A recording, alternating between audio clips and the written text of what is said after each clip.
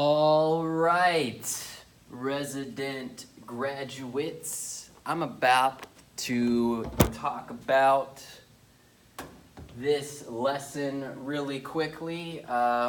We are reading the beautiful Mae Jemison book here. I tried to put as much information on the board as possible just as a reference for me, but also as a reference for everybody else as I walk through this ELL modified ELA lesson. So, first of all, the book is called Mae Jemison. It's an informational text all about Mae Jemison's life. The standard is EERI 4.1, identify explicit details in an informational text. Some information about the ELL students in my class last year. We had 3 out of 23. But really, I was never really given an explanation as to how we know that, but I understand that they were tested at some point, put on the ELL track, and all 3 of these students were well on their way to English proficiency, although we did utilize some strong ELL modifications, and I was able to come up with some newer ones on my own.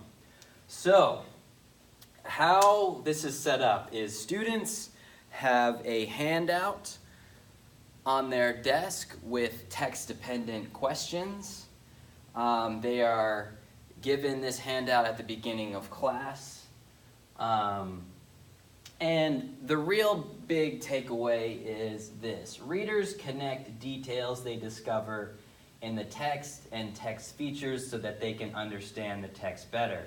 These details help them come up with the main idea. So basically, this lesson is about helping students identify text features in an informational text. We're no longer reading something that's narrative-based. I mean, there still is a narrative, but it's more about learning information and understanding new ways of understanding information in text. And so, here are the overarching modifications that I use throughout this lesson.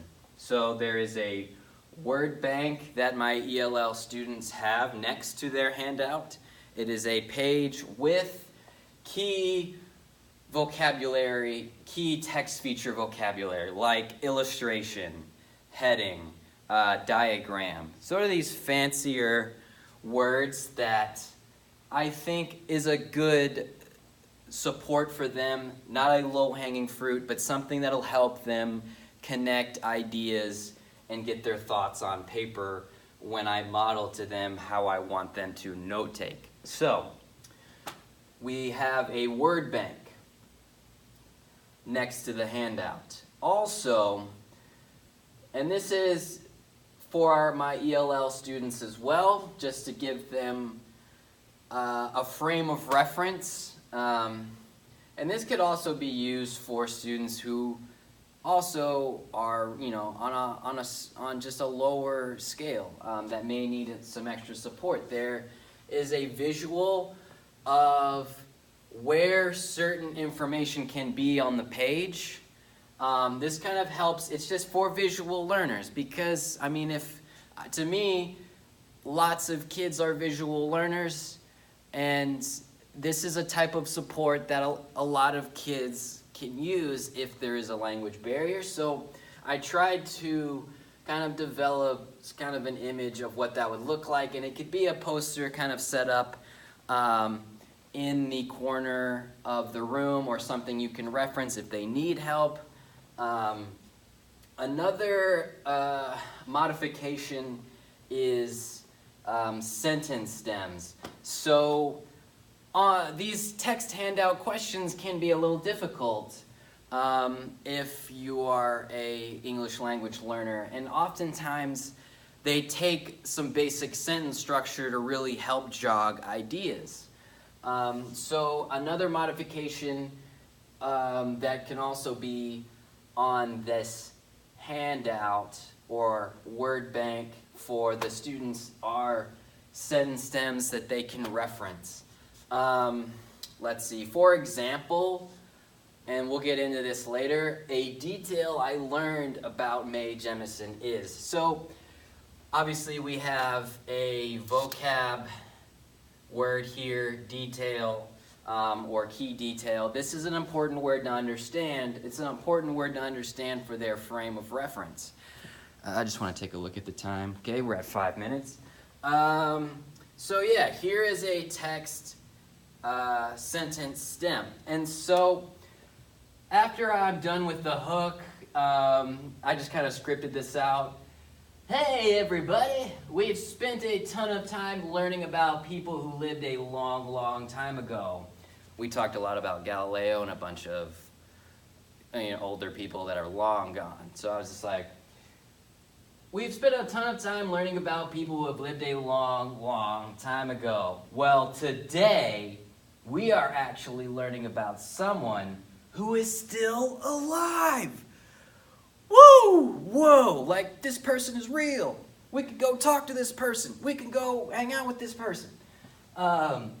Everybody's excited. I can see it on your faces. You know, like, I would just kind of be silly and kids would get juiced up like that. And so we're actually learning about someone who is still alive and also doing some amazing things for the world. Somebody you could actually meet. Hook.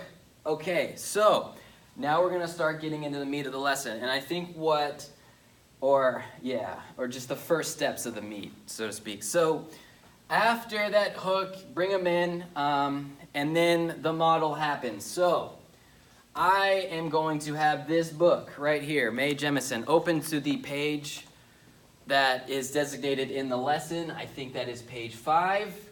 And I'm going to model to them how to just sort of take notes. Annotate the page. Annotating is a skill in 3rd and 4th grade that we're really trying to help students understand and learn. So I'm going to model, I'm going to be like, I'm going to kind of warm call in a way. I'm going to say, kids, watch what I do. Watch what I'm going to do here. So I'll put the book underneath the, the digital representation thing. And I'll be like, okay, meet Mae Jemison. Mae Jemison was an astronaut. She was the first African-American woman to travel into space. The smart and hard-working Jemison is also a dancer, a doctor, a teacher, and an author. So, just read the text. Let's take a look at the picture here. What do we see on the picture? Okay, I think that's probably Mae Jemison there, kind of floating in space.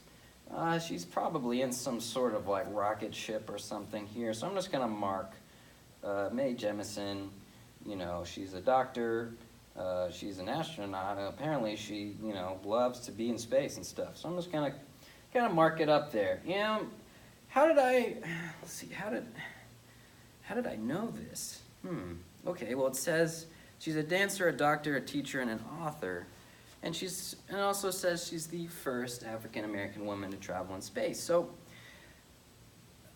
I read the text, but I also looked at this picture, and I got some more information. Okay, so that was a pretty poor example. But I'm trying to get kids to follow my thinking steps, follow my kind of cognitive understanding of what I'm doing. Let's check the time. 9 minutes. Okay, we're making good time. So I asked them, what did I just do? What did I just do? Show me. Let's see. I'm gonna call somebody. Edwin. What did I just do? Oh, well, you read the text. Beautiful. 2 claps for Edwin on 2. 1, 2. Mariah. What else? What else? Everybody turn and track Mariah. I love that everybody tracked Edwin. Let's turn and track Mariah. Mariah. Poor job to point. Don't point. Mariah. So, what else? What else did you notice I just did there? Well, you looked at the picture. What did I? Let's push your thing a little more. What else did I do when I saw that picture? Oh, you connected what you saw with some of the details in the text. And it's like, ooh. And then I'm like, whoa, that's important. What did I just do? Oh, you connect. There was a key word there. I connected the text and the illustration.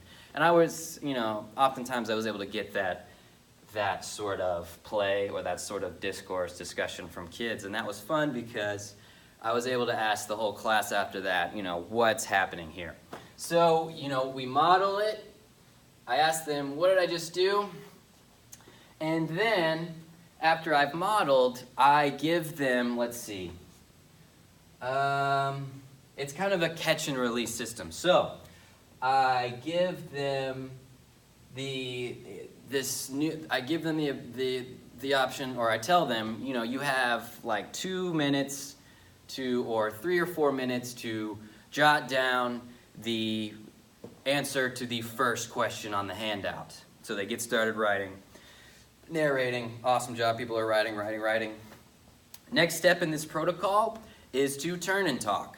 Now another modification that I could use is to pair ELL students with some of the higher flyers in my room so they can support them, or if I wanted to, I could pair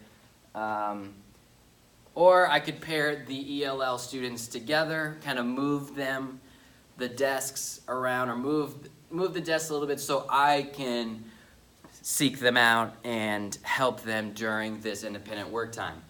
Give them some time to do that independent work, bring them back together with an attention getter. We're awesome, we know. Okay, so attention getter, we're all back together. Okay, next step, turn and talk to your partner about what you said. So we're gonna have them share with each other, what they put on the paper for their answer. And then we have a group discussion. So we will carry this out for the entire handout. And so kids will take notes from looking at the page. They will answer the question with those notes. They will turn and talk to their partner. Then we will share some discourse, some class discussion that I will lead. And we will do that throughout the handout as we read the text. Now, normally I would read through just for fun. In a typical lesson, I would just read through those selected pages first, just for fun, just for joy. Then we would launch into this process. I know that's kind of hard to describe right now, but at the very genesis, at the very beginning of this whole thing, I would usually read for joy, read for fun, then launch into this lesson. Let's see, so practice saying the handout. So the exit ticket says, on page 13, the text says that she worked so hard in school that she was able to skip a grade.